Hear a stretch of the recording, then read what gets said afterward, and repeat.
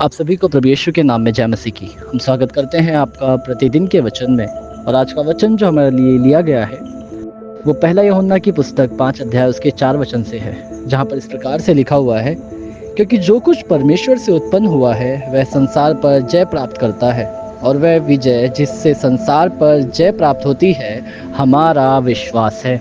Hallelujah. मेरे प्रियो, यूहन्ना जब इस पुस्तक को लिखता है, इस पत्री को लिखता है, तो वो एक पतमस नामक टापू पर एक जेल में बंद है, एक गिरफ्तारी में बंद है। क्यों? क्योंकि वो परमेश्वर के वचन को लेकर खड़ा था, मसीह यीशु के सुसमाचार को लेकर खड़ा था, इसलिए रोमी सरकार ने उसे पकड़ के बंदीगृह में डाला हुआ है। पर फिर भी वहाँ पर वो विश्वास के बारे में लिखता है। क्यों मेरे प्रियो? क्योंकि वो वहाँ भी परमेश्वर को जब प्रार्थना में बैठता है परमेश्वर के साथ, तब वह वहाँ पर अपने विश्वास को परख कर देखता है, और वो देखता है कि हाँ, कि वह जिस पर विश्वास करता है वो सच में विश्वास योग्य परमेश्वर है, वह सच में उद्धारकर्ता परमेश्वर है। और वो यह लिखता है कि जो कुछ परमेश्वर से उत्पन्न होता है वह संसार पर जय प्राप्त करता है। हाँ मेरे प्रियो, ये सच है कि अगर आपको जय प्राप्त करनी है इस संसार के ऊपर, तो आपको परमेश्वर से उत्पन्न होना अनिवार्य है मेरे प्रियो। क्योंकि परमेश्वर जिसने सृष्टि को बनाया है, और जब आप उसके द्वारा उत्पन्न होंगे तब ही आप इस संसार पर जय प्राप्त कर सकते हो मेरे प्रियो। ऐसा ही कुछ क्वेश्चन निकोदेमुस ने यीशु मसीह से पूछा था।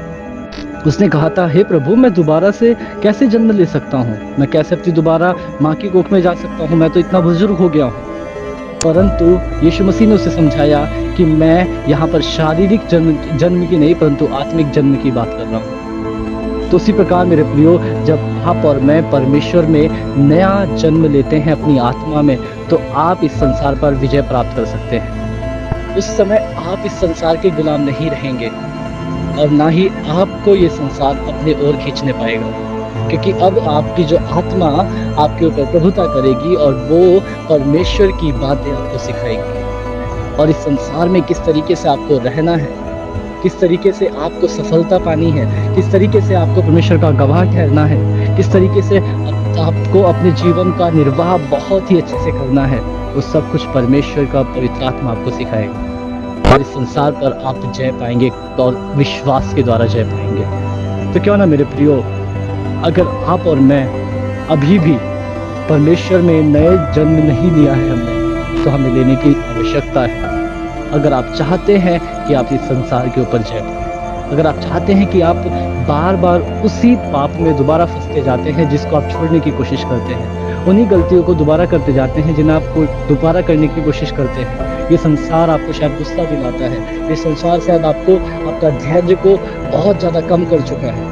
और मैं आपको कहना चाहता हूँ, अगर आप संसार से जीतना चाहते हैं तो आप परमेश्वर से जन्म लें, अपनी आत्मा में एक नया जन्म लें, ताकि वो आपको सिखाए किस तरीके से आपको इस संसार में रहना है। हाँ मेरे प्रियो, परमेश्वर ने आपको इस संसार में भेजा है, तो उसने सहायक भी बनाया है ताकि वो आपकी और मेरी मदद भी करे। तो क्यों ना हम अपने जीवन को परमेश्वर के हाथों में सौंपें और परमेश्वर से मांगे, क्योंकि विश्वास के जरिए ही हम विजय प्राप्त कर सकते हैं, और उसकी आत्मा के जरिए। आइए हम प्रार्थना करें। धन्यवाद प्रभु यीशु, धन्यवाद करते सुंदर समय के लिए प्रभु जो आपने हमारे जीवन में दिया। हे प्रभु, जो लोग इस वचन को सुनते पढ़ते मनन करते, उन्हें आशीष कर प्रभु, तेरे विश्वास में मजबूत कर प्रभु यीशु।